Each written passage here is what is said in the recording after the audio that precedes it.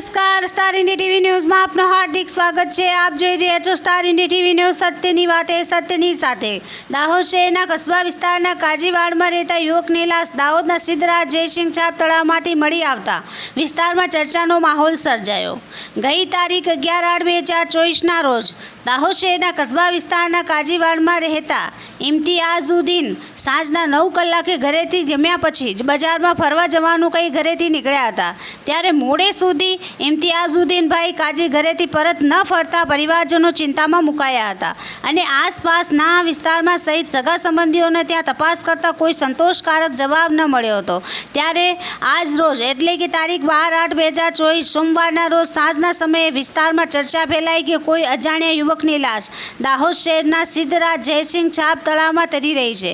ત્યારે તળાવ ખાતે લોકોની ભીડ એકઠી થઈ હતી। કોઈ અજાણ્યા ઈસમની લાશ સ્વભાવ છે એના સિદ્ધરાજ જયસિંહ છાપ તળાવ ખાતે કિનારા પર તરી રહી હોવાને દાહોદ એ ડિવિઝન પોલીસને તથા પોલીસ કાફલો તાત્કાલિક સિદ્ધરાજ જયસિંહ તળાવ ખાતે દોડી આવી તપાસ કરતા યુવક દાહોદ શહેરના કસ્બા વિસ્તારના કાજીવાડામાં અને નામ ઇમ્તિયાઝુદ્દીન કાજી એ હોવાનું માલુમ પડતા પરિવારનો સંપર્ક કરી લાશની ઓળખાણ થતાં પરિવારમાં શોકનું મોજું ફરી વળ્યો હતો।